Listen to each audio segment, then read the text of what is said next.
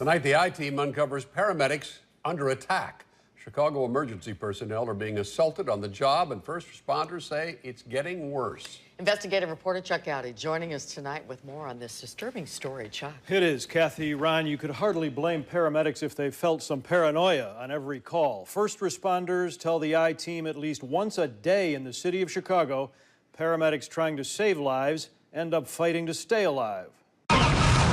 It's happening across the country and right here. It's so unpredictable. 6 people turned into 12. A mini mob kind of formed. The physical violence started. We had nothing, no warning. The sirens blare, the ambulance rolls. Help is on the way. The I-Team rode with ambulance 49 in Englewood, among Chicago paramedics trained to save lives, always on the defensive in case they need to fight for their own. You have something that seems like a benign situation, and all of a sudden it escalates. We have nothing to protect ourselves. In late August, paramedic Brandy Casper was treating someone she says appeared intoxicated who didn't want to go to the hospital. And during a routine blood pressure check, she was blindsided. And as I leaned down, she cold-cocked me right in the face. She punched me right in the face. I felt the thumbnail. I kind of came down across here, and I kind of saw stars for a second. Gave me a nice black eye. Take home to my daughters. This guy was mad at paramedics in Oklahoma because their ambulance call had closed off the road, and similar incidents have happened to 52% of all EMS workers, according to the National Association of Emergency Medical Technicians. Here in Chicago, paramedics tell the I-Team it's much worse. Citywide, at least one assault every day. He says, "I'm going to kill you, white." Over and over again.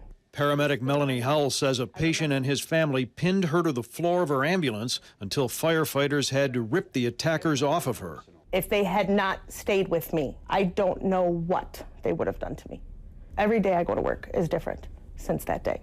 While there is no self-defense training for Chicago paramedics, this private company has trained EMTs elsewhere. You don't really realize it's happening, but it does happen way too frequently. Chicago Fire Department officials say after incidents when paramedics are attacked, they go to court to push for felony charges. The law allows any assault on police and fire to be prosecuted as a felony charge, not just a misdemeanor battery or anything like that. Cook County State's Attorney's records show in the past 2 years, 60 paramedic assault cases have been charged as felonies, with the majority of them ending in a conviction or a guilty plea. Actually heard a judge say it's an inherent risk in your job. I don't believe that. After a hostile mob attacked paramedic Larry Kazmarek, he says the bashing only resulted in community service for most of those charged. Kazmarek wants stiffer penalties. Going out this door, getting into a car accident, going through an intersection, that's an inherent risk of the job. Being assaulted for showing up at somebody's house and trying to take care of a family member, that's not part of my job.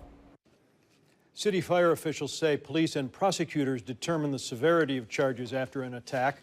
A spokesperson for the Cook County State's Attorney maintains tonight that her office has never rejected felony charges in a paramedic attack when police have asked. Tonight, officials of the Chicago Firefighters Union say when one of their members is beaten up, they plan to pack the courtroom. They say they don't want to see the charges dropped. All right, thanks, Chuck.